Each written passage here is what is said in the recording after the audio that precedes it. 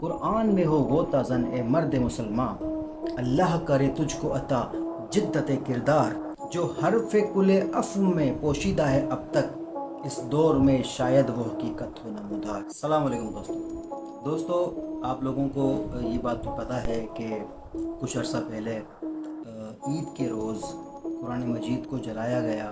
ایک عراقی ریفیوجی نے، جس کا نام سلوان مومیکا تھا، اس نے سویڈن کی گورنمنٹ سے پرمیشن لے کر ایک مسجد کے باہر قرآن کریم کو جلانے کا واقعہ پیش آیا۔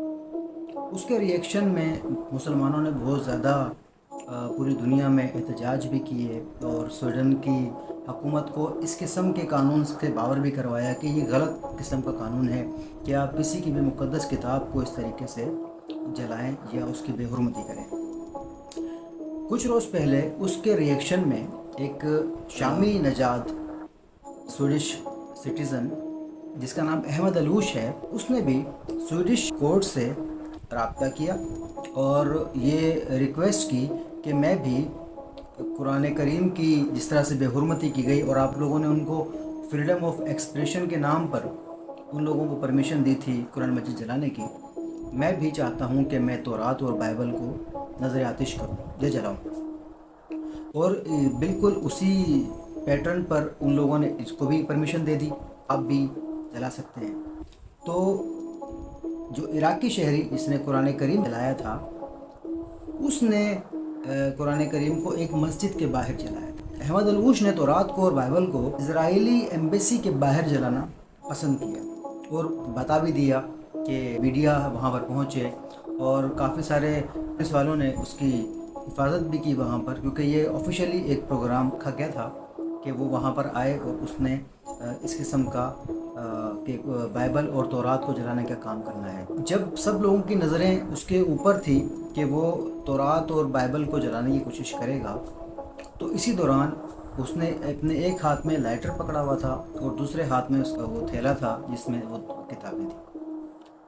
اس نے، جب لوگ یہ دیکھنا چاہ رہے تھے، لوگوں کی نظریں اس پر جمی ہوئی تھی کہ اب یہ نکالے گا کتاب اور جلائے گا، اسی دوران اس نے اپنا لائٹر دور پھینک دیا اور قرآن مجید کو نکالا اور چوما، اور ان کو یہ بتایا کہ میں تو آپ لوگوں کو ڈیمونسٹریشن دے رہا تھا، قرآن کریم کی جو آپ نے بے حرمتی کی ہے وہ بہت زیادہ کنڈیمیبل ہے۔ میں یہ بینگ اے مسلم یہ سوچ بھی نہیں سکتا کہ میں تورات بائبل کو جلاؤں، کیونکہ یہ بھی آسمانی کتابیں ہیں۔ اس نے عربی اور سویڈش دونوں لینگویج میں بار بار یہ بتایا ان لوگوں کو کہ ہمارے قرآن نے ان دونوں کتابوں کی تصدیق کی ہے، یہ آسمانی کتابیں ہیں، ہم کیسے ان کتابوں کو جو ہمارے جن انبیاء پر ہم بھی ایمان لے کر آئے ہیں، ان پر اتری ہوئی کتابوں کو ہم کیسے جلا سکتے ہیں؟